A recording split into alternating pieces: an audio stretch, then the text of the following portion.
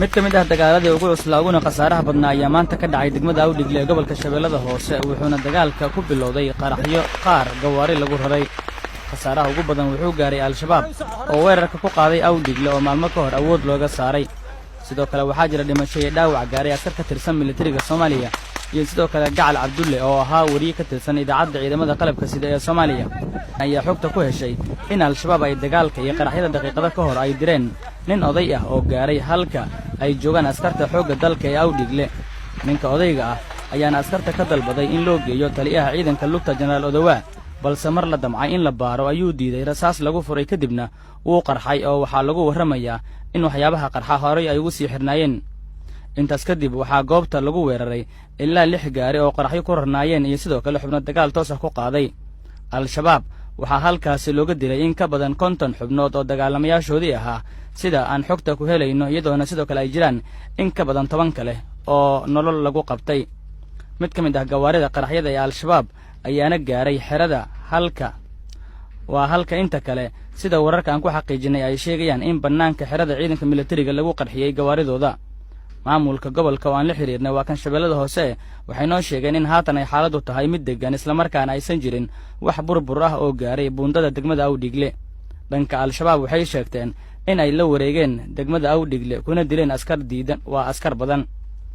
waxaa diyaarad gaar ah Muqdisho looga diray in ay soo qaado askarta dhaawaca ah oo tiro ahaan lagu warramayo in ay ku dhawaad 10 qof yihiin iyo sidoo kale intii halkaasi ku dhimatay oo 5 qof ku dhawaad iyaguna ah marar badan ay sidaan oo kala dhacday in al-shabaab weerar rogaal celis ah ku qaadaan deegaanada laga saaro ee gobolada dalka xitaa waxaa dhacday mararka qaar inay dib ula wareegaan meel awood badan looga saaray su'aasha ayaa ah maxay tahay sababta sidaasi badi u dhacdo waxaana weydiinay Korneyl Cabdi Aadan oo ka mid ah saraakiishii hore ciidanka xoogga dalka laakiin haddii inta la baxo oo ciidan baxo oo weerar qaado oo meel qabsado oo markuu meesha qabsado kadibna in la kala dhigto badanaa sidaas bay u badan tahay waxyaabaha meelaha ka dhacayo marka taas ayaa keeni karta waxayna u baahan tahay maaragtay in maaragtay focuska loo saaro qabiirada arrimahaas in lagala tasto oo baleenka ay soo dejiyaan la qaato mararka qaarkood waxaa dhici karta wixii la soo saara ama la sheego inaan la qaadanin oo ninka markaas meesha qofka xakumo oo iskiisa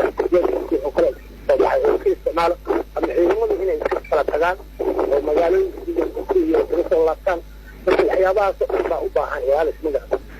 wallaahi marka ciidan meel fadhiyo sidiisaba haddii uu meesha iska fadhiyo oona ilaalo dheeraadana uu samaynin ahmad tiro badan oo aagaas ka baxsanna aan la samaynin 24 saac iyo roobta joogta ee haddii aan la samaynin qofka meesha fadhiyo baa loogu imaanayaa waxaana lagu mataqaanaa badbaadi karaa in sahan dheeraada ilaalo dheeraada iyo taxadir dheeraada la muujiyo ma garantay dagaalkii al-shabaab looga saaray degmada Awdhigle toddobaadkii la soo dhaafay kadib waxaa halkaasi ka dhacay deegaanka Shaam oo Awdhigle u dhow dagaal kale oo lagu warramayo ama saraakiisha ciidanka xoogga dalka ay ku xaqiijiyeen in lagu dhaawacay Cali Maxamuud Raage Cali Dheere oo ahaa amaba ah afhayeenka guud ee al-shabaab waxaana sidoo kale lagu warramayaa in al-shabaab degmada Awdhigle ay u ahayd mid ka mid ah deegaanada ugu muhiimsan ee ay gacanta ku hayeen